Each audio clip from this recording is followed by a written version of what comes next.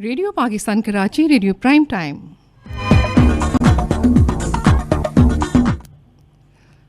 बारह बजकर 5 मिनट हो चुके हैं और प्राइम टाइम का वक्त है। इस वक्त आप सुनने जा रहे हैं डॉक्टर सायरा बानो के साथ ये खुसूसी प्रोग्राम।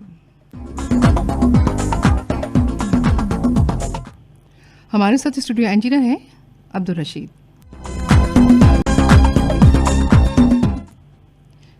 प्रोग्राम के प्रोड्यूसर हैं महबूब सरवर।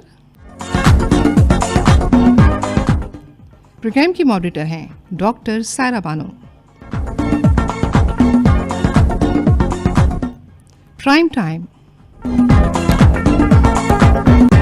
अस्सलाम वालेकुम सामीन, मैं हूं आपकी मॉडरेटर डॉक्टर सायरा बानो। आज के प्रोग्राम प्राइम टाइम के साथ हाजिर हूं।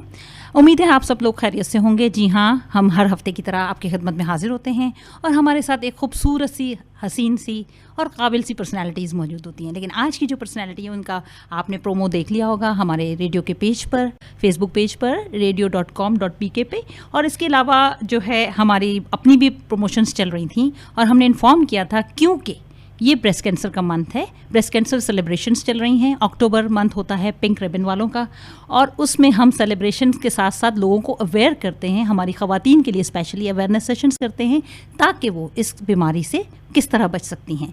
और जब ब्रेस्ट कैंसर की बात हो रही हो, पिंक रिबन की बात हो रही हो, और एक पिंक सी खातून हमारे साथ मौजूद हों जिनका नाम है प्रोफेसर डॉक्टर रुफीना सुमरो साहिबा, तो हम कैसे उनको भूल सकते हैं कि हम अपने प्रोग्राम में ना बुलाएं और अपनी ख़वातीन को इंट्रोड्यूस ना कराएं इनसे, और उनको उनकी जितनी प्रॉब्लम्स हैं उसके बारे में डिस्कशन ना करें और उनको अवेयर ना करें, ऐसा मुमकिन नहीं है। प्राइम टाइम की हमेशा ये कोशिश रही है कि अपने प्रोग्राम में एक से एक पर्सनालिटी को बुला के आपको अवेयर करते रहते हैं हर मौजू पे। तो आज का मौजू है हमारा ब्रेस्ट कैंसर अवेयरनेस। जी हाँ, लेकिन साथ साथ इसमें हम बात करेंगे प्रोफेसर साहिबा की अपनी पर्सनल लाइफ पर भी, थोड़ा सा उनके अर्ली चाइल्डहुड पर भी, और किस तरह वो इस पेशे में आई। अस्सलाम वालेकुम मैडम। अस्सलाम वालेकुम। वालेकुम सलाम। डॉक्टर सायरा, बहुत बहुत शुक्रिया मुझे यहाँ दावत देने का, और ब्रेस्ट कैंसर अवेयरनेस करना मेरे भी बहुत ही एक अहम प्रोजेक्ट्स में शामिल है। तो इनफैक्ट आप तो मुझे फेवर कर रही हैं यहाँ बुला के। बिल्कुल मैम, हम आपके साथ हैं, और मेरा आपका इंटरेक्शन बहुत रहा है, ब्रेस्ट कैंसर के हवाले से ही रहा, और माशाल्लाह अब ये ऐसा हो गया कि अभी भी उनको थिएटर से उठा के मैं लेके आई हूँ, और मुझे पता है कि आज का ये मौजू कितना अहम है। बगैर किसी तमीद के मैं इस प्रोग्राम को कोशिश करूँगी कि ज़्यादा से ज़्यादा अवेयरनेस हमारी ख़वातीन को, सुनने वाले सामीन को प्रोवाइड कर सके हम। मैम, एक सबसे पहले तो थोड़ा सा अपने मुतालिक बताइए कि क्या बचपन से सोचा हुआ था कि इस तरह काट पीट करेंगी? बचपन से ये तो शौक़ था कि डॉक्टर बनूंगी। अच्छा। लेकिन ये मुझे नहीं मालूम था कि मैं सर्जन बन पाऊंगी। अच्छा। लेकिन ये था कि डॉक्टर बन जाए घर की एक लड़की, तो उस वक्त यही बड़ी बात होती थी। लेकिन जब मैं यहाँ ट्रेनिंग करने लगी सर्जरी में तो मुझे और मज़ा आने लगा। हाउस जॉब में ही मुझे लगा कि सर्जरी बहुत मुझे पसंद है, एंड आई थिंक उसके बाद से मैं सर्जन बनी। जब सर्जन बन गई तो फिर एक शौक़ था, जब मैंने ख़वातीन को देखा ब्रेस्ट कैंसर के साथ कि वो कोई फ़ीमेल उस ज़माने में बिल्कुल भी नहीं थी, कि तो फिर मुझे शौक़ हुआ कि नहीं, मुझे ब्रेस्ट सर्जरी में करना चाहिए। तो इस तरीके से फिर ब्रेस्ट सर्जरी में ट्रेनिंग की, और क्लिनिक आई थिंक अल्हम्दुलिल्लाह अब तो शुरू किए हुए तकरीबन 25 साल हो चुके हैं। माशाल्लाह। तो माशाल्लाह से कितनी सर्जरीज? अनलिमिटेड, काउंटलेस, या कुछ आइडिया? काउंटलेस, बट अगर मैं सिर्फ कैंसर सर्जरीज की बात करूं तो मैं हर साल तकरीबन 450-500 के करीब, ज़ाहिर शुरू में कम थे, एवरी ईयर उसकी तादाद जो है वो बढ़ती चली जा रही है। I can say last year मैंने तकरीबन कोई 500 के लगभग तो ज़रूर किए होंगे। 450। आपको देखते रहे टीवी पर और ख़ुद भी मिलते रहे, क्लिनिक्स में भी देखा एक फेस, एक प्रोफेसर साहिबा, और उसमें हम ये देखते हैं कि बड़ा एक सोबर और डिसेंट और थोड़ा सा गुस्सा, थोड़ा सा प्यार, लेकिन पेशेंट के साथ हमेशा हम्बल, हमारे साथ भी बहुत हम्बल। लेकिन बचपन में कैसी थी आप? वही नटखट सी? बचपन में मैं बहुत सादा थी। अच्छा। मासूम, अगर खाना दिया तो खा लिया, ना दिया तो वो भी नहीं खाया। अरे वाह। लेकिन वहाँ से फिर जब आप घर से निकल के बोर्डिंग्स में मैं गई तो वहाँ पे फिर जीना सीखा कि नहीं, यहाँ पे तो स्ट्रगल करनी है। तो आई थिंक फिर बाकी जीना जो है ना बोर्डिंग्स और हॉस्टल्स ने सिखा दिया। लेकिन बचपन में मैं बहुत सादा होती थी, कोई शैतानी नहीं करती थी। वैसे देखा जाए तो अभी भी आप अंदर से तो बहुत ही सादा हैं माशाल्लाह से। अच्छा मैम, ये बताइए कि थोड़ा सा अब हम टॉपिक पे ही आते हैं अपने, क्योंकि हमने प्रोग्राम इसीलिए स्पेशली अरेंज किया है। हमें शुरू से थोड़ा ये बताइए कि ख़वातीन अव्वल तो कितनी ख़वातीन हैं जो इसमें फॉल हो रही हैं हमारे मुल्क में, और किस तरह फॉल होती हैं और कितना छुपाती हैं और किस तरह होता है? आई थिंक पाकिस्तान में ब्रेस्ट कैंसर की शरह बहुत काफ़ी ज़्यादा है, और अगर आप एशिया में गिने तो एशियन कंट्रीज़ में सबसे ज़्यादा ब्रेस्ट कैंसर पाकिस्तान में है। हर 8-9 में से एक खातून को ब्रेस्ट कैंसर होने का रिस्क ज़्यादा है। पाकिस्तान में औसतन हम जो है ब्रेस्ट कैंसर 10 साल पहले डायग्नोज करते हैं वेस्टर्न कंट्रीज़ के मुकाबले में।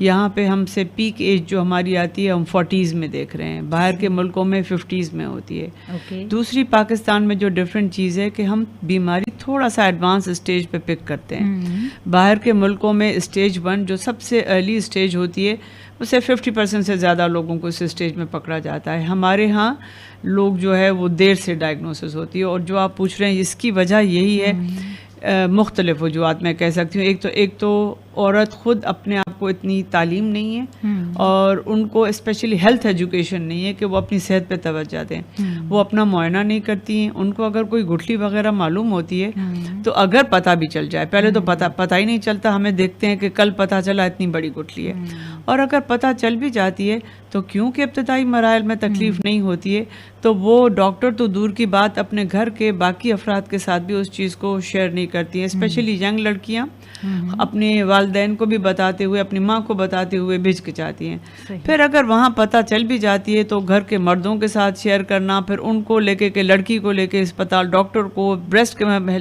लिहाज से ले जाना, हर जगह पे बहुत हिचकिचाहट होती है। और वो अगर डॉक्टर के पास भी पहुँचते हैं तो ये भी नहीं मालूम कि जो भी हमारे आम डॉक्टर हैं उस चीज़ को कितना सीरियसली लेते हैं, और स्पेशलिस्ट तक आते आते उनको काफ़ी टाइम लग जाता है। तो और इतनी ज़्यादा स्पेशलाइज्ड सेंटर्स नहीं हैं ज़रूर, लेकिन इतने नहीं है कि जितना बर्डन ऑफ डिजीज़ है उसको कोप अप कर सकें। तो आई थिंक इसकी, और स्पेशली ये तो हम बड़े शहरों की बात कर रहे हैं, गाँव में जो लोग हैं उनके लिए मसाइल फिर इससे भी ज़्यादा हैं। तो इसकी वजह से जब हम देखते हैं तो लोग हमारे पास थोड़ी सी लेट स्टेज पे आ जाते हैं, जो कि फिर उसको ट्रीट करना थोड़ा सा चैलेंजिंग हो जाता है। अच्छा, तो जनरली जो आपके पास खवातीन आती हैं उनकी एज क्या होती हैं? डिफरेंट एजेस से आती हैं? डिफरेंट एजेस से आती हैं, लेकिन जैसे जैसे उम्र बढ़ती चली जाती है वैसे वैसे ब्रेस्ट कैंसर का रिस्क भी बढ़ता चला जाता है। लेकिन हमारे यहाँ मैं ये कहूँगी कि कम अज़ कम मेरे पास जो 7% तो वो हैं जो 20s में हैं मेरे डेटा के मुताबिक, जो कि 20 से 30 साल के दरमियान हैं, और तकरीबन जो है 17% के करीब हैं जो कि आपके 17 से 20% जो कि 40 साल से कम है। तो हम सिग्निफिकेंट नंबर जो देख रहे हैं वो यंग एज में भी देख रहे हैं। बाकी फिर जैसे जैसे उम्र बढ़ती चली जाती है ब्रेस्ट कैंसर का रिस्क होता है, लेकिन हम पीक एज सबसे ज़्यादा मैक्सिमम खवातीन जो देखते हैं 40 और 50 के दरमियान में देखते हैं। अच्छा मैडम, ये बताइए कि ज़्यादातर तो ये कहा जाता है कि ब्रेस्ट कैंसर के एक मिथ भी कह सकते हैं इसको कि ब्रेस्ट फीडिंग नहीं कराई तो उस तरह लंप डेवलप हुए, और वो भी एक वजह बनती है, या दूसरी वजह यह है। लेकिन वो माएँ जो प्रेगनेंसी जिन्होंने कंसीव ही नहीं किया तो उनके लिए कितना रिस्क है? जो ये सारे कोई कंक्लूजन सब पॉसिबल रिस्क फैक्टर्स हैं कि वो खवातीन जिन्होंने अपने बच्चों को फीड नहीं किया, पहले या जिनकी डिलीवरी नहीं हुई नली पेरस, उनकी डिलीवरी, या जिन्होंने अपना पहला बच्चा 35 साल के बाद किया, या उन्होंने अपने बच्चों को फीड नहीं किया, ये पॉसिबल रिस्क फैक्टर्स हो सकते हैं। बट इसका मतलब ये नहीं कि जिन्होंने नहीं किया उनको लामहला कैंसर होना है, और जिन्होंने 10 बच्चे पैदा किए और 10 को फीड किया उनको कैंसर नहीं होना है। दोनों चीज़ों में हो सकता है, बिकॉज एक फैक्टर ब्रेस्ट कैंसर का नहीं है, ये बहुत सारी मुख्तलिफ वजूहात हैं जो कि इसके होने में कंट्रीब्यूट ज़रूर करती हैं। स्ट्रेस हमारा कितना बड़ा फैक्टर है? स्ट्रेस, आई थिंक स्ट्रेस भी, बिकॉज आई थिंक ये तो अप्रूव हो चुका है कि जब हम अंडर स्ट्रेस में हैं, चाहे किसी भी वजह से हो, तो हमारे अंदर के हार्मोन्स जो है वो ज़रूर अफेक्ट होते हैं। उससे ये रिस्क फैक्टर है। ये एक चीज़ ज़रूर है कि जिन खवातीन को पहले कैंसर था भी और उनकी ट्रीट हो गए, सही ज़िंदगी गुजार रहे थे, लेकिन उनके अगर ख़ानदान में या फैमिली में कोई मिसहैप हो जाता है, हस्बैंड की डेथ हो गई, जो उन पे बहुत ज़्यादा, कोई बच्चा छोड़ के कुछ भी हो गया, तो उनके कैंसर वापस आया। ये कुछ किताबों में डॉक्यूमेंटेड भी है। तो आई थिंक स्ट्रेस तो हर बीमारी में थोड़ा बहुत तो ज़रूर रोल प्ले करता है। सामीन, बिल्कुल स्ट्रेस बहुत बुरी चीज़ है और अपने आप को स्ट्रेस से बचाइए। प्रोग्राम हम में शामिल कर रहे हैं अभी एक सॉन्ग, लेकिन इससे बाद हम फ़ौरन जो है टॉपिक पे आएंगे, और टॉपिक में बात होगी कि किस तरह ब्रेस्ट कैंसर से बचा जा सकता है और अर्ली स्टेजेस में अपनी डायग्नोसिस कैसे करवाएं। तो हमारे साथ रहिएगा, सुनते रहिए प्राइम टाइम आपके साथ।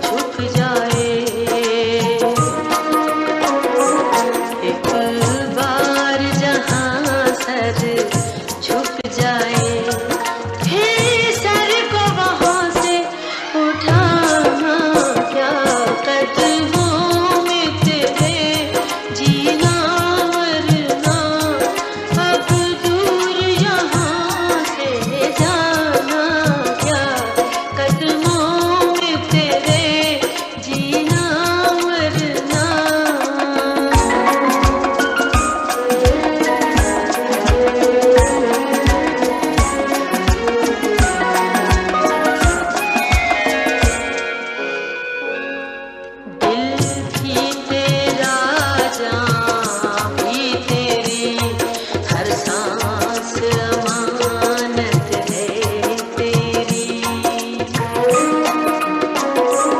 दिल भी तेरा जान भी तेरी, हर सांस अमानत है तेरी।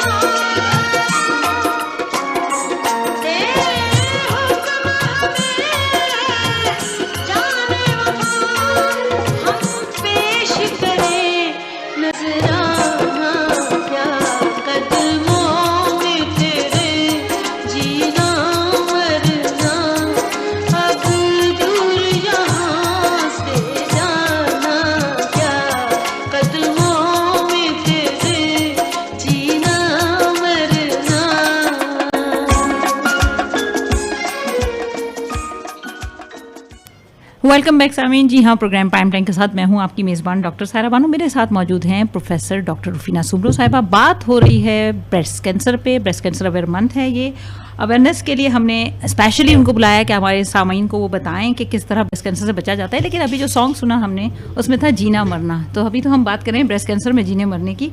मैडम बात हो रही है और उसमें हमने आपसे ये पूछना है कि कितनी सर्वाइवल्स होती हैं और कितने एक्सपायर होते हैं पेशेंट, कोई ratio? I think doctor Saira, breast cancer वो बीमारी है, कैंसर का नाम सुनते ही लोग परेशान हो जाते हैं, लेकिन ब्रेस्ट कैंसर वो है जिसको अगर हम जल्दी डायग्नोज करें और मुकम्मल ट्रीटमेंट करें तो हम सर्वाइवल की ही बात करते हैं। बाकी कैंसर्स में हम बात करते हैं 5 ईयर सर्वाइवल की। ब्रेस्ट कैंसर में क्योंकि सर्वाइवल इतना है तो हम 10 साल सर्वाइवल की बात करते हैं।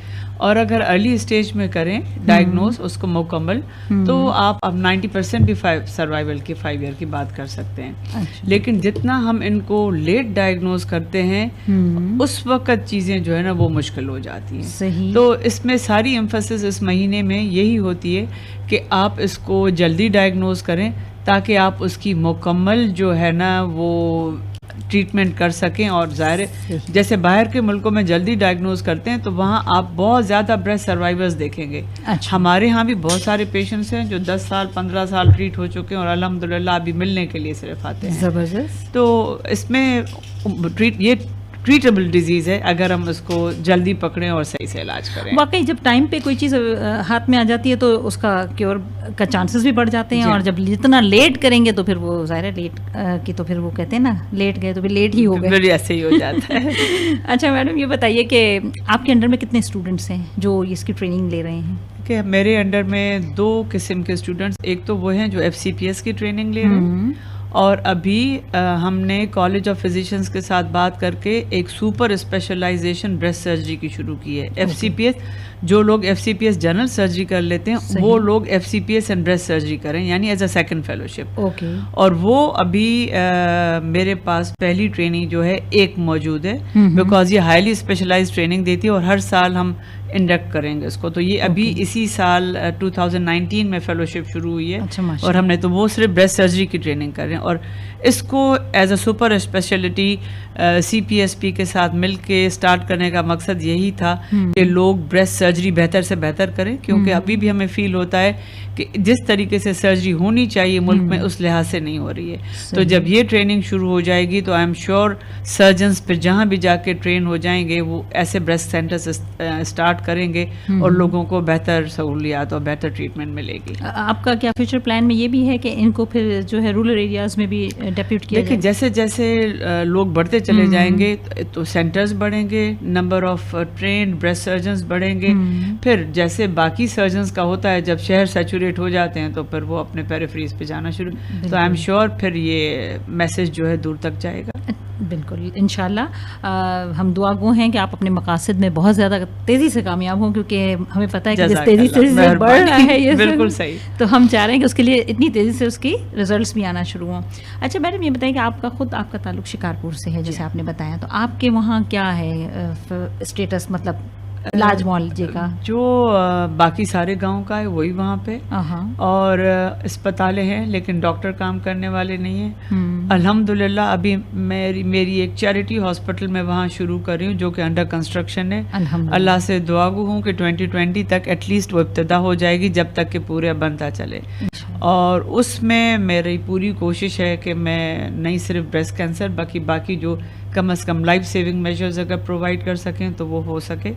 लेकिन वहाँ पे भी ज़्यादातर जनरल सर्जरी जो है वो बहुत ही लिमिटेड, नहीं होने जो आम फिजिशियंस जो कि बाकी शहरों में बैठे हुए हैं, लेकिन स्पेशलाइज्ड केयर जो है, ऑप्टिमल केयर जिसको बोलनी चाहिए, जी। वो भी वहाँ पे अभी नहीं है इस तरीके से। बिल्कुल, ये हमारा बहुत बड़ा कहते हैं कि ड्रॉबैक है कि हमने 70 सालों में ये भी ना कर सके हम, ये हमारे लिए जैसे आप अगर बोलें कि आपके घर के फर्द को आप वहाँ ट्रीट कराना चाहेंगी तो आपको हमेशा शक व शुबात ही रहेंगे। सही। तो ये बनाने का मकसद भी यही था, क्योंकि मेरे वालिद साहब को बहुत शौक था कि मैं शिकारपुर में प्रैक्टिस करूं, और मैंने 2 कमरों की उन्होंने क्लिनिक भी बना ली थी कि यही करूं। सही। वो तो फिर हम स्पेशलाइजेशन की तरफ आ गए तो मैं वहाँ काम नहीं कर सकी, लेकिन मैं ये खैर कि इब्तिदा में नहीं किया तो आखिरत में तो कर दो। खैर अल्लाह पाक आपको लंबी ज़िंदगी दे, इंशाल्लाह बहुत जम के करेंगे वहाँ पर भी जिस तरह आपने यहाँ पर किया है, और इंशाल्लाह बहुत साथ मिलेगा आपको, क्योंकि अब हमारी जनरेशन में भी अवेयरनेस इस चीज़ की ज़्यादा आ गई है और लोग जा रहे हैं। पहले लोग कतराते थे बिल्कुल सही एरियाज में जाते हुए।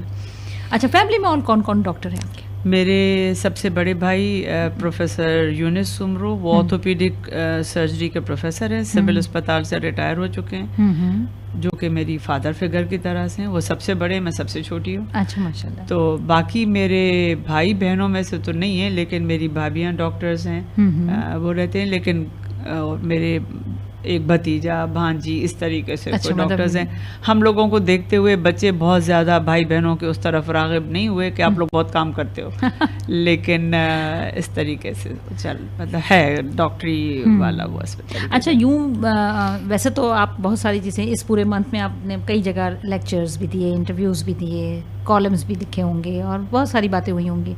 एक आपका स्पेशल इवेंट होता है लियाकत नेशनल में, उसका क्या प्रोग्रेस है? आई थिंक हम लोग हर साल करते हैं। इस साल जो हम डिफरेंट कर रहे हैं वो हमेशा तो हम इंफॉर्मेशन की तरह, इस साल हम कहते हैं जो ख़वातीन ब्रेस्ट कैंसर से मुब्तला होती हैं वो और उनके घर वाले बहुत ज़्यादा साइकोलॉजिकल प्रेशर में जाते हैं, इमोशनल क्राइसिस शुरू हो जाती है, फाइनेंशियल।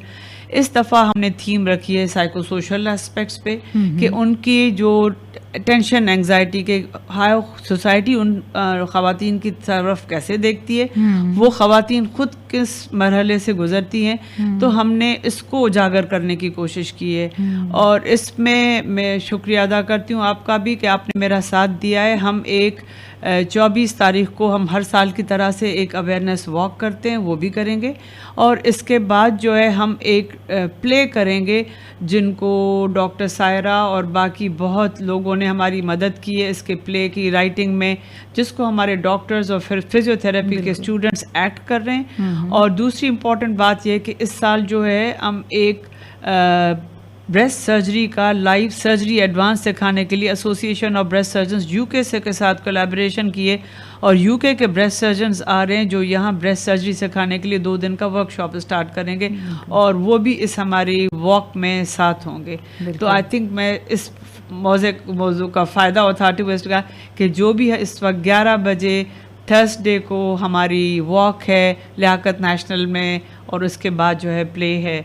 अगर जो मधु हो तो आप सबको मैं दावत देती हूँ कि ज़रूर इसमें शामिल हो। बिल्कुल, इंशाल्लाह ताला बहुत सारे लोग हमारे सुनने वाले ज़रूर इसमें शामिल होंगे। आप लोग जो आना चाहें लियाकत नेशनल 9 बजे सुबह पहुँच 11 बजे पहुँच जाइएगा। अच्छा मैडम, इसके साथ साथ ये भी थोड़ा सा बता देंगे जो वर्कशॉप हो रही है आपकी 2 दिन की, उसमें कौन एलिजिबल होंगे? जो सर्जरी बिकॉज ये प्योर सर्जरी भी है, तो जो जूनियर डॉक्टर्स जो सर्जरी में ट्रेनिंग ले रहे हैं, रेजिडेंट्स, जो लोग जो है चाहे ब्रेस्ट सर्जन बन चुके हों, लेकिन क्योंकि ये बेसिक से लेके चल रहे हैं और हमारा ये लेवल 1 कोर्स कर रहे हैं, और फिर हम उनकी एडवांसमेंट करते जाएंगे, तो लेवल 2 पे वही लोग जा सकेंगे जिन्होंने लेवल 1 किया हुआ है। और हमारी UK association of breast surgeons के साथ ये तय हो चुका है कि ये लोग हर साल आके एडवांस से एडवांस लेवल कोर्सेज कराते चले जाएंगे। तो स्पेशली अगर सर्जिकल रेजिडेंट्स या जनरल सर्जन्स आके अटेंड करें तो उनको बहुत ज़्यादा फ़ायदा होगा। सुनने वाले सामीन में अगर कोई भी जनरल सर्जन हो या रेजिडेंट्स हो या जो भी स्टडीज़ में हो, उनकी माएँ सुन रही हों, उनके वालिद सुन रहे हों और अपने बच्चों को भेजना चाहें तो लियाकत नेशनल हॉस्पिटल से रब्ता करें। ये 2 दिन की ज़बरदस्त किस्म की कॉन्फ्रेंस 25 और 26 की, और 9 बजे से लेकर शायद 12 बजे 9 से लेकर 3 बजे तक की ये है, और इसमें ज़बरदस्त किस्म की ट्रेनिंग दी जाएगी और बड़ी एडवांस ट्रेनिंग है। यकीनन जब ब्रिटिश से लोग आ रहे हैं और इतने क्वालिफाइड लोग आ रहे हैं और इस वॉक में भी वो शामिल होंगे, तो आप वॉक में आए, वहाँ जाके भी आप रजिस्ट्रेशन करा सकते हैं। तो इंशाल्लाह ये एक आप लोगों के लिए बड़ा बेनिफिट रहेगा। अच्छा मैडम, ये बताइए कि टूरिज़्म के हवाले से क्या कहती हैं, आने घूमने फिरने का शौक़ है? बिल्कुल है, लेकिन मैं जब भी अब सारा दिन जब काम करते हैं तो आपको फ्रेश होने के लिए जो चीज़ मुझे सबसे ज़्यादा करती है कि मैं कराची से बाहर निकल के जाऊँ, चाहे मैं अपने गांव क्यों नहीं चली जाऊँ। और जनरली मेरी जो टूरिज़्म होती है, मैं हर साल जो कॉन्फ्रेंसेस वगैरह अटेंड करती हूँ ब्रेस्ट सर्जरी के लिए, जनरल सर्जरी के लिहाज से ब्रेस्ट, तो मैं 2-3 कॉन्फ्रेंसेस लेती हूँ और जब मैं वहाँ जाती हूँ तो या तो एक दिन ज़्यादा रुक जाती हूँ। तो इस तरीके से आपको दुनिया भी देखने को मिलती है और आप साथ में, और जनरली जब हम कॉन्फ्रेंसेस में जाते हैं तो फ्रेंड्स साथ होते हैं। सही। तो जब आपको कंपनी अच्छी हो, कोई और नई जगह हो देखने के लिए और आपको दिल को भी हो, आप टाइम ज़ाया नहीं कर रहे हैं, आप साथ सुबह कुछ पढ़ लिख भी रहे हैं, बिल्कुल, तो फिर बहुत मज़ा आता है। तो आई थिंक वो मेरे लिए वो बहुत रिलैक्सिंग और मैं बहुत इंजॉय करती हूँ उसको, और फिर वापस आती हूँ तो फ्रेश। आप अपने टूरिज्म को भी जो है ना वो पूरा पैकेज बनाती हैं, यानी कि वो 2 in 1 होता है, आपकी पढ़ाई भी साथ हो रही है, आपकी स्टडीज भी हैं, ट्रेनिंग भी हो रही है और साथ ही साथ दोस्त भी होते हैं, तो फिर अच्छा भी लगता है। ये तो बहुत ज़बरदस्त है कि अपनी हर लम्हे को जो है इंसान यूटिलाइज़ करे, क्योंकि ज़िंदगी वैसे ही बड़ी मुख्तसर है और इसी ज़िंदगी में हमें बहुत सारे काम करने हैं, इसी महदूद में। तो हम देखते हैं कि हम अपनी ज़िंदगी को कितना यूटिलाइज़ करते हैं, कितना, और सबसे बड़ी बात है ना दूसरों के लिए काम करना, ये प्रोफेशन ही यही है। जी बिल्कुल, हमें दर्स ही यही देता है, हम दूसरों की खिदमत करते हैं, दूसरों के काम आते हैं। तो सामीन, यहाँ लेते हैं हम एक छोटा सा ब्रेक और उसमें हम आपको सुनवाते हैं सॉन्ग, क्योंकि हमने बताया आपको कि स्ट्रेस बुरी चीज़ है और स्ट्रेस रिलीजर के लिए थोड़ा सा म्यूज़िक की तरफ जाना भी ज़रूरी होता है।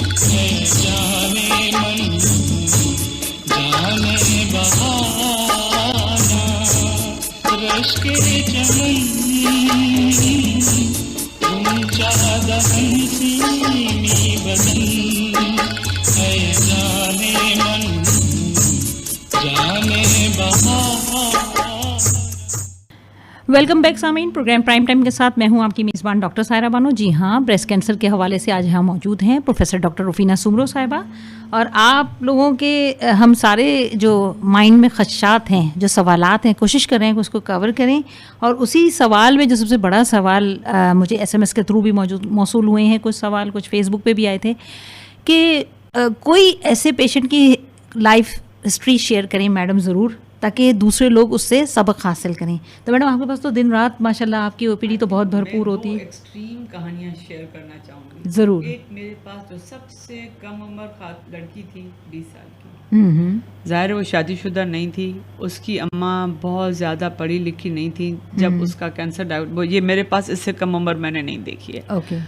जब वो वापस मेरे पास डायग्नोज हुआ उसको, तो मैंने उसकी अम्मा को बोला सर्जरी करनी है। अम्मा ने बोला मैं कैसे सर्जरी कराऊँ, मेरी बेटी की तो भी शादी भी नहीं हुई है। सही।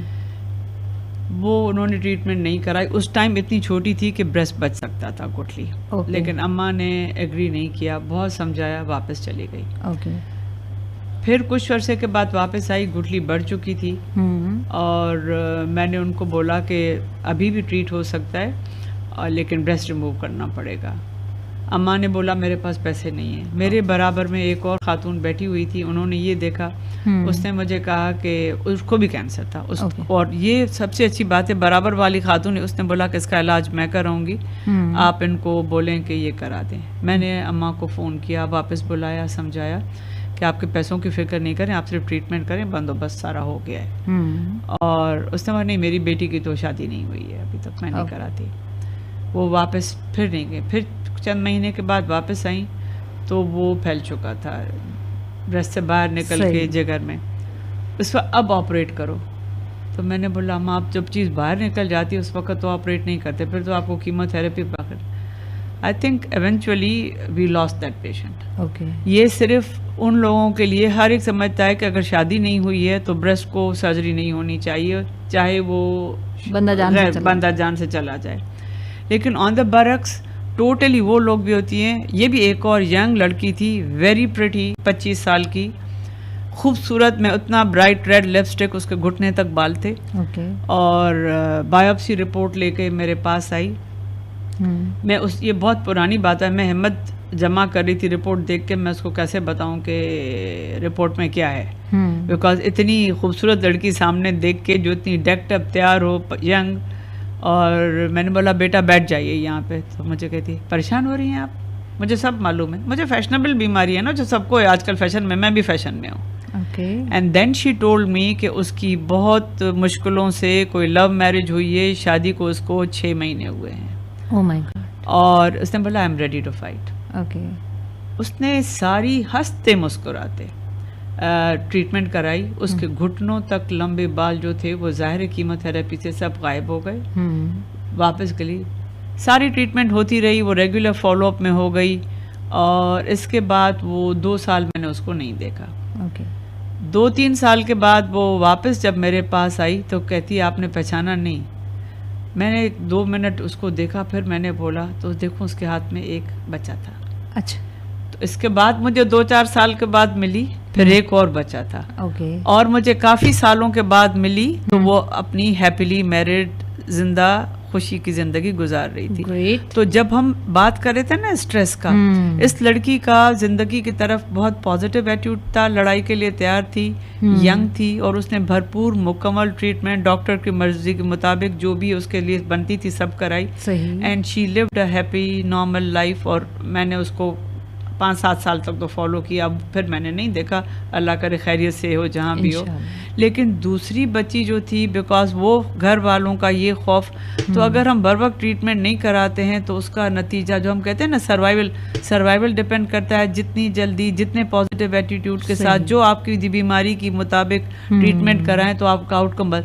तो ये 2 मरीज जो है ना, ऐसे बहुत सारी कहानियाँ हैं, बहुत सारी कहानियाँ। लेकिन ये दोनों यंग बच्चियाँ थी और दोनों के एटीट्यूड में सिर्फ इतना फ़र्क था। वो लड़की भी दोनों बहुत मुश्किल दौर से गुजर रही थी, लेकिन एक का बहुत पॉजिटिव एटीट्यूड था एंड बल्कि मेरे ख्याल से 25 साल वाली ज़्यादा मुश्किल में थी, उसके साथ पूरी लाइफ एडजस्ट थी किसी और के साथ भी, और इसमें कोई बैड सीन भी हो सकता है। और उसके एंड मैं इस सारे मामले में I think credit family members को भी देती हूँ। वहाँ उसकी माँ ने उसको अगर सपोर्ट किया होता, और माँ कोई बदनीयती से नहीं कर रही थी, अपनी समझ के मुताबिक कर रही थी, और वहाँ उसके मैके, उसके ससुराल, उसके शोहर सब ने साथ दिया।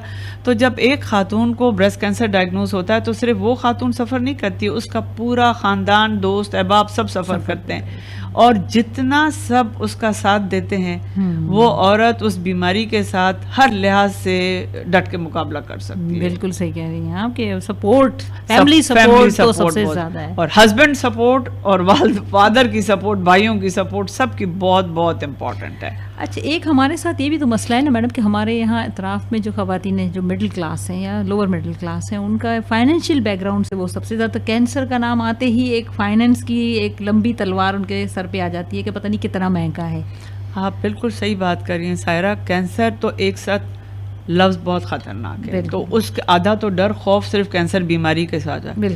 फिर जाहिर है कैंसर की जब अगर आप ट्रीटमेंट की बात करते हैं तो चाहे वो सर्जरी हो, चाहे वो कीमो हो या बाकी ट्रीटमेंट हो, ये वाकई एक्सपेंसिव ट्रीटमेंट है जो कि जो लोग बहुत मुश्किल खा पाते हैं या उन लोगों के लिए, उन लोगों को इसका इलाज करना मुश्किल हो जाता है। लेकिन जहाँ ये चीज़ है वहाँ ये भी चीज़ है कि यहाँ अब अल्हम्दुलिल्लाह पहले से ज़्यादा काफ़ी अदारे मौजूद हैं जो ये आपको सहूलत देते हैं। गवर्नमेंट के अदारे, एटॉमिक एनर्जी के माशाल्लाह अब काफ़ी बढ़ गए हैं, वहाँ ट्रीटमेंट हो जाती है। लेकिन सारे एटॉमिक एनर्जी के अदारों में जो है वो सर्जरी नहीं होती है, लेकिन शौकत खानम है, बाकी बहुत ज़्यादा कैंसर फाउंडेशंस हैं जो ये करती हैं।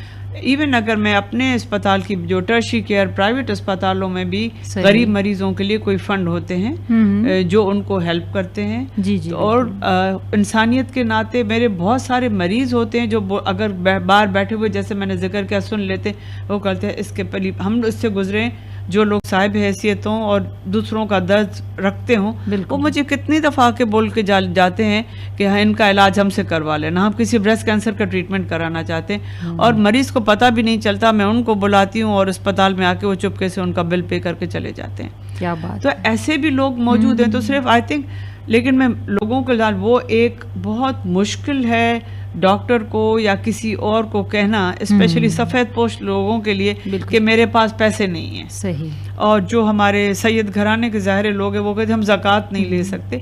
तो इस तरीके से करके लोगों के में ये नहीं करी नहीं है, लेकिन अगर किसी को अपना जान के अगर अपना दुख सुख शेयर करें तो आई थिंक अल्लाह मियां रास्ते निकाल ही देते हैं। बिल्कुल, जिसने मर्ज डाला है वो फिर रास्ते भी निकालेगा। मैं ये कहती हूँ सबको कि भाई अगर कोई मसला हो तो आके डिस्कस कर लो, शायद कोई अल्लाह मियां रास्ता निकाल देंगे, और अल्लाह करेगा इस तरीके से लोग फिर ट्रीटमेंट हो ही जाती है। और डेथ रेशो कितना होगा मैडम? जो फिगर्स पाकिस्तान की आ रहे हैं वो तकरीबन अखबारों में कि 40,000 के करीब ख़वातीन ब्रेस्ट कैंसर से उनकी डेथ होती है सालाना। तो शराय अमवात, और ये अगर आप WHO की फिगर्स देखें, top 27 causes of death Pakistan में, उसमें breast cancer is one of them. हम ये सारे कैंसर, दिल, सब सारी बीमारियों के अगर हम देखें तो ये टॉप 27 कॉजेज़ में आती है। सही। तो हाँ, ये डेथ की अहम वजह तो ज़रूर बनती है, और इस अवेयरनेस का मकसद यही है जल्दी डायग्नोज करें, बर वक्त मुकम्मल इलाज कराएं, तो ये ब्रेस्ट कैंसर 27 से निकल के कहीं नीचे जा सकती है। बिल्कुल बिल्कुल, ज़रूरी यही है कि अपने आप पर नज़र रखें, अपना एग्जामिनेशन करें।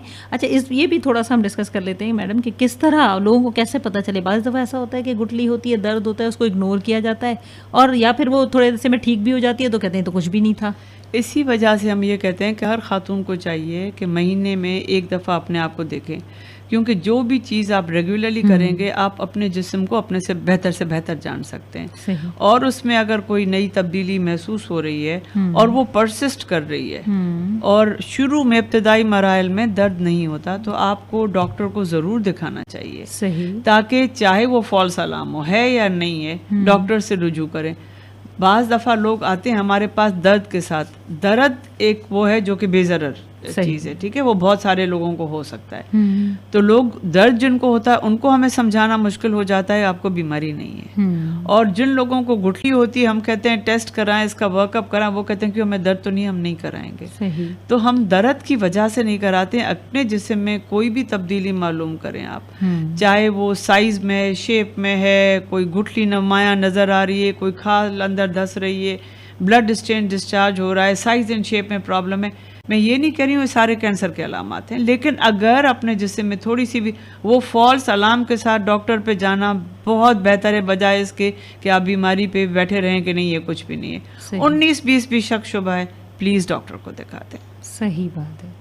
अच्छा मैडम, थोड़ा मैमोग्राम के बारे में बताइए कि कुछ एक मिथ होता है हमारे पास ना कि मैमोग्राम नहीं कराना चाहिए, बड़ा डेंजरस होता है, इसमें रेज होती हैं, कुछ हमारे लोग इससे अवॉइड करते हैं, या फिर अर्ली एज में एक तो मैमोग्राम होता नहीं है तो ख़वातीन इससे भी परेशान होती हैं कि अगर उम्र छोटी है कैसे चेक कराएं, मैमोग्राम तो होगा नहीं, इस मारे वो डॉक्टर के पास भी नहीं जा रही होती हैं। आई थिंक अर्ली एज में जो सबसे बेस्ट टूल है वो अल्ट्रासाउंड है। ओके। आप अल्ट्रासाउंड अर्ली एज में बहुत सही से बता देता है कि ये गुठली है नहीं है, किस किस्म की है, शक व शुबात वाली है या नहीं है। 40 साल के बाद हम रिकमेंड करते हैं कि मैमोग्राम करा लें, क्योंकि उस वक्त ब्रेस्ट सॉफ्ट होता है, वो जो ब्रेस्ट का ख़ुद की सख्ती पैरनकाइमा जो है, जो अंदर का टिश्यू है, वो फैट से रिप्लेस हो जाता है, हमें फिर जो एबनॉर्मेलिटी है वो ज़्यादा बेहतर नज़र आती है। सही। यंग एज में, प्रेगनेंसी में, फीडिंग में हम मना करते हैं, क्योंकि उसमें जब नज़र ही नहीं आता तो ऐसा टेस्ट कराने का फ़ायदा नहीं है, तो ओल्ड एज में कराते हैं। मैमोग्राम एक स्पेशल एक्सरे होता है ब्रेस्ट का,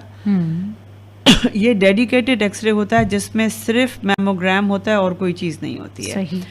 मैमोग्राम के कोई साइड इफ़ेक्ट्स नहीं होते हैं। 40 से 50 साल के दरमियान में रिकमेंडेशन स्क्रीनिंग के लिए ये होती है कि हर 2 साल पे कराएं, और 50 साल के बाद सालाना करा लें, चाहे किसी को कुछ भी ना हो। उस हर खातून को, क्योंकि औसतन मैमोग्राम 2 साल पहले बीमारी डायग्नोस कर लेता है। सही। और मैमोग्राम ना सिर्फ ये बता देता है कि ये कोई चीज़ है, बल्कि ये भी बता देता है कि किस किस्म की शक व शुबात हैं या नहीं है। सही। तो मैमोग्राम के कोई साइड इफ़ेक्ट्स नहीं होते हैं। अगर मैं ये बोलूं कि मैमोग्राम, जो कि मैं सबको एग्जांपल देती हूँ कि हम पूरा सिगरेट पीने, चौथाई सिगरेट पीने के बराबर है।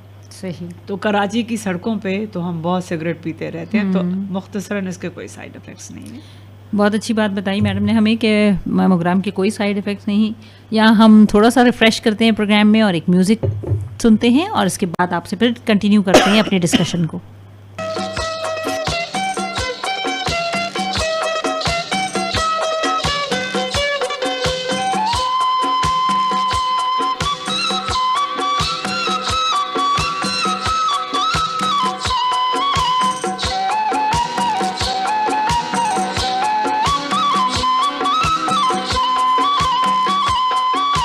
जन्म जन्म तेरा मेरा साथ रहेगा।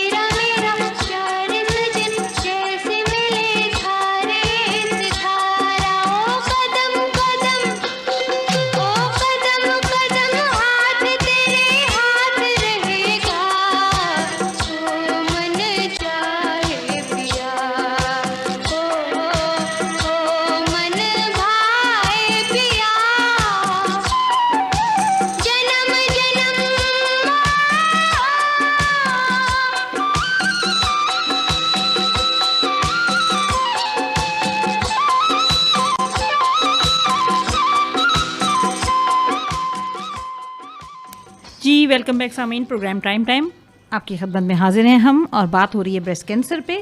बहुत सारे अर्ली सिम्टम्स और पेशेंट रिकवरी और बहुत सारी चीज़ें मैडम ने आपको बताई और इसमें हमने बहुत सारी चीज़ें लर्न की कि अर्ली डायग्नोसिस और अर्ली डॉक्टर से विज़िट जो है वो आपको इस ख़तरनाक बीमारी से बचा सकता है। लेकिन साथ ही साथ थोड़ा सा मैडम से ये भी पूछते हैं कि मैडम इसका ड्यूरेशन कितना होता है कि अर्ली अगर डायग्नोस हो जाता है किसी को खुदा न खास्ता ब्रेस्ट कैंसर, तो उसके बाद उसका डायग्नोस होने के बाद के लेके ट्रीटमेंट, कंप्लीट ट्रीटमेंट तक का पीरियड ड्यूरेशन कितना होता है? आप देखें, अगर अर्ली डायग्नोस किया है तो सबसे पहले आप सर्जरी डायग्नोसिस वर्कअप पूरा करते हैं, बायोप्सी करते हैं, जो आपको चाहिए कि कहीं फैला हुआ तो नहीं है, वो सारी चीज़ें करते हैं, जिसमें ज़्यादा टाइम नहीं लगता। आपके हफ्ता 2 हफ्ते में ये सारा वर्कअप पूरा हो सकता है। इसके बाद हम उनको ऑपरेट करते हैं और आगे ट्रीटमेंट के लिए ज़ख्म के ठीक होने का इंतज़ार करते हैं, जिसमें 10-15 दिन लग जाते हैं। फिर कीमोथेरेपी अगर लगनी है तो कितनी लगनी है वो मर्ज़ की नौयत पे डिपेंड करता है, बट जनरली अगर आप देखें तो 4-4.5 महीने का ट्रीटमेंट होता है। कम भी हो सकता है, ज़्यादा भी हो सकता है, डिपेंडिंग ऑन टाइप किस किस्म का कैंसर है, कहाँ तक गया हुआ है। और एक स्पेशल थेरेपी होती है टारगेटेड थेरेपी, जो लोगों में एक स्पेशल HER2 जीन होती है। अगर वो जीन है तो उसके लिए हम एक दवाई देते हैं, एंटी HER2 दवाई, जिसको हर्सेप्टिन ट्रांसटुजुमैब के नाम से। वो कोर्स तकरीबन साल भर का होता है। उनको फिर 3-3 हफ्ते से वो इंजेक्शन लगनी पड़ती है।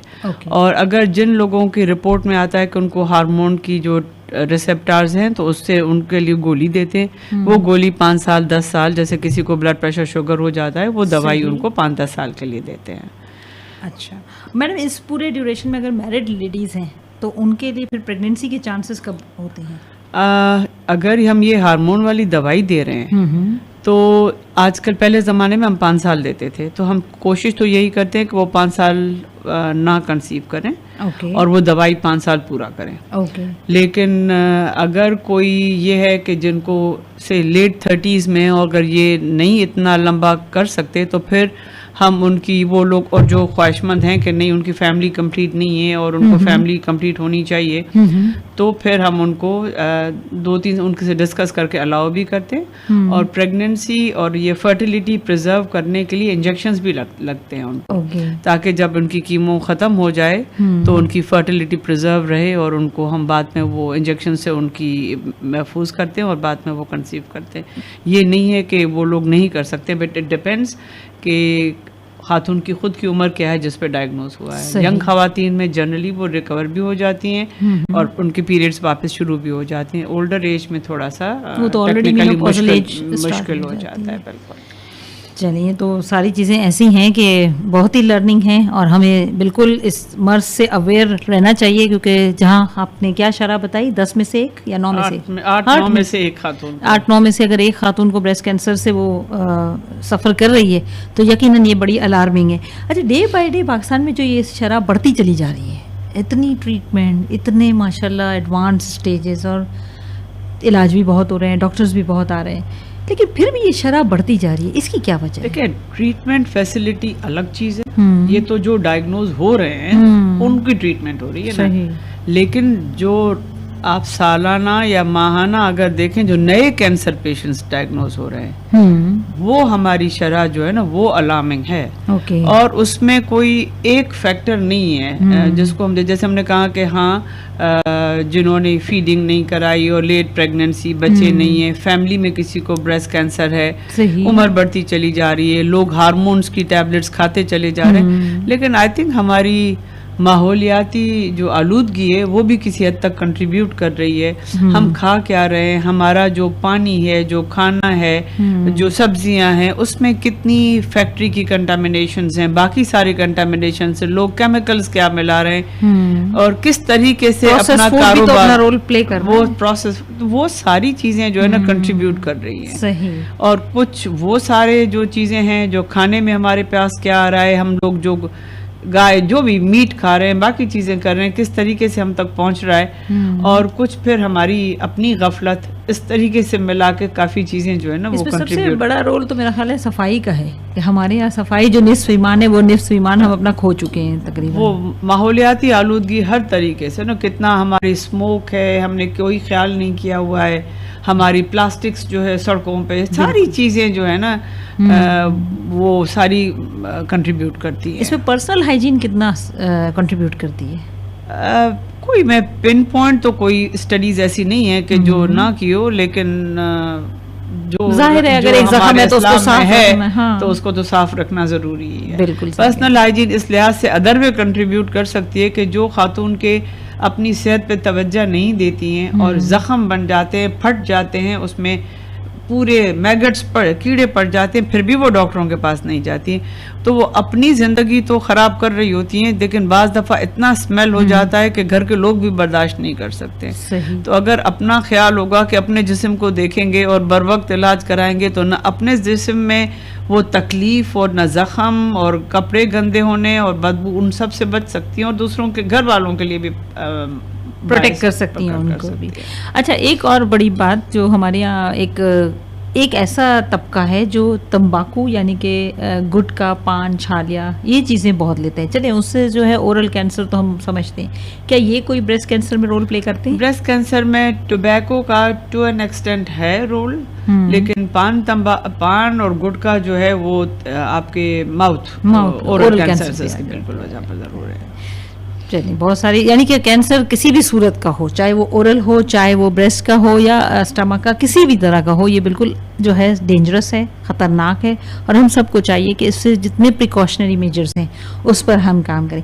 अर्ली प्रिकॉशनरी मेजर्स जो हैं आपने बताएं और हम प्रोग्राम को वाइंड अप भी कर रहे हैं, तो हम चाहते हैं थोड़ा सा एक रिव्यू भी कर लें, प्लस मैसेज भी आप हमें दीजिए अपने सामाइन के लिए कि वो क्या ऐसा रखें अपने आप को फिट एंड के अपनी लाइफ भी सेव रखें, ब्रेस्ट कैंसर और दूसरे कैंसर से भी बचें, स्पेशली ब्रेस्ट कैंसर से बचें। आई थिंक हर औरत को चाहिए कि अपना खुद मुआयना करे, डॉक्टर से बाकायदा मुआयना कराना है, स्क्रीनिंग मैमोग्राम्स टाइम टू टाइम कराते रहे। जो एक्सटर्नल हार्मोन्स हैं बगैर किसी डॉक्टर के कंसल्टेशन के खुद सालों तक ना लेती रहें। अच्छा खाएं, एक फ्रूट का बोल और एक सैलेड अगर ले लें, एक्सरसाइज करें, अपना वजन काबू में रखें, मोटापा भी एक रिस्क फैक्टर है, उससे बचें, अपने बच्चों को खुद फीड करें और छोटी सी भी कोई मामूली भी तब्दीली नज़र आती है तो डॉक्टर से फौरी रुजू करें। और मैसेज में ये देना चाहूँ कि ये खौफनाक बीमारी नहीं है, ये काबिल इलाज बीमारी, अगर आप उसको जल्दी डायग्नोज करें। लोग मुझे रात को 12 बजे फ़ोन आता है कि सुबह ऑपरेशन कर दे, मैं गुठली मिली है। इसको फौरी जाके, ये एक किस्म की सर्जिकल इमरजेंसी नहीं है, इसको डायग्नोज करके फिर ट्रीट करना चाहिए, वो ज़्यादा ज़रूरी है। और बर वक्त इलाज कराएं, डॉक्टरों पर एतमाद करें। लोग ऑल्टरनेट थेरेपिस्ट के पास चले जाते हैं और सालों उस पर रहते हैं और वो हमें आके बताते हैं कि नहीं बीमारी बढ़ रही है तो ये झड़ रही है तो ट्रीटमेंट हो रही है। आप ज़रूर, अल्लाह के कलाम में बहुत ताकत है, ज़रूर अपने अल्लाह से दुआ मांगे, अल्लाह ही शफा देगा। डॉक्टरों को भी अल्लाह ही वो इल्म देता है कि उससे करते हैं, तो अल्लाह से भी लो लगाएं और जो आपका प्रॉपर ट्रीटमेंट, कैंसर ट्रीटमेंट होना चाहिए वो ज़रूर कराएं। और इसमें मैं सबको मैसेज देना चाहूँगी, घर वालों को भी और आई थिंक घर के मर्दों को भी, बिकॉज हमारी ख़वातीन अब भी अपने घर के मर्दों पे डिपेंडेंट हैं मुकम्मल इलाज कराने के लिए। कि खुदारा अपने घर की ख़वातीन का साथ दें, उनको बर वक्त डॉक्टरों के पास लेकर आ जाएं और उनको हिम्मत दें और उनको हर किस्म की सहूलियत फराहम करें कि वो अपना इस बीमारी से, ब्रेस्ट कैंसर से जंग डट के लड़ सकें और अपनी बाकी ज़िंदगी आपके घरों में भी खुशियाँ लाएं और ख़ुद भी सुख से रहें। ज़ाहिर है मर्द की सपोर्ट होती है और मर्द का साथ होता है तो खातून मुतमईन होती है, लेकिन ये जब साथ खिंच जाता है तो फिर ये वो दौरा आ जाता है कि इसमें या तो वो ज़िंदगी हार देती है, हौसला हार देती है, हिम्मत हार देती है। तो वाकई बहुत बड़ी बात कही। सुनने वाले तमाम मर्दों के लिए ये एक मैसेज है, स्पेशली मर्दों के लिए, भाइयों के लिए, बेटों के लिए, कि अपनी औरतों को प्रोटेक्ट करें, चाहे वो बीवी है, बहन है, माँ है, जो भी हैं आपके रिलेटिव में, आपके अतराफ़ में, उनकी कदर करें, उनके वजूद का जो है एहतराम करें और उनको सपोर्ट करें। चलते चलते मैडम थोड़ा सा फ्यूचर टास्क आपके, एक तो पता चल गया हॉस्पिटल है आपका और इंशाल्लाह वो 2020, अब हमारी तो ये बहुत दुआ है कि जल्दी से जल्दी बन जाए और आप उसमें 2020 तो शुरू हो इसके बाद बनती चली जाए। हो जाएगा, जब एक दफ़ा फर्स्ट स्टेप ही तो मुश्किल होता है ना, फिर तो सीढ़ियाँ इतना ही चढ़ना है। लेकिन इसके अलावा कई और शहरों में कोई प्लानिंग कर रही है? और शहरों में तो अभी नहीं कर रही हूँ। आपको पता है कि अस्पताल बनाना और एक डॉक्टर के लिए बनाना बहुत मुश्किल अलग से बात है। वही चल जाए, कम काम करूँ मैं उसमें बिलीव करती हूँ, लेकिन बेहतर करूँ।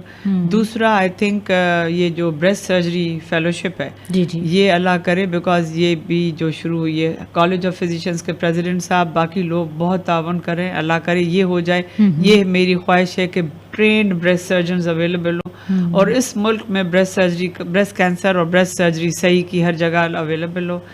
दूसरी मैं कोशिश करती हूँ कि ब्रेस्ट कैंसर अवेयरनेस, जैसे आपके लोग तवस्सुल से यहाँ पे ज़्यादा से ज़्यादा प्रोग्राम ये करें, और मैं एक लगी हुई हूँ कि कुछ अवेयरनेस के और तरीके अडेप्ट करें। इंशाल्लाह अगर कोई और इससे ज़्यादा चीज़ें मैं अगर कामयाबी हो जाती है तो किसी स्टेज पे फिर मैं आपको शिरकत करेंगे ताकि मैं आपको करके बताऊं, बजाय इसके कि सिर्फ ऐसे ही बताती रहूं। इंशाल्लाह वो कहते हैं ना कि ख्वाब देखते हैं तभी पाए तकमील तक पहुंचते हैं, और आप तो माशाल्लाह उन डॉक्टरों में से हैं जिनको देखने से ही मुंह पे रौनक आ जाती है मरीजों के, तो वो समझते हैं कि बीमार का हालत चाहे लेकिन आपको देखने से सही हो रहे होते हैं। तो माशाल्लाह बहुत ही खुश शक्ल, खूबसूरत, सॉफ्ट स्पोकन डॉक्टर साहिबा के साथ हमने आज पूरा 1 घंटा सफ़र स्पेंड किया अपना, और आपको बहुत सारी मालूमात दी।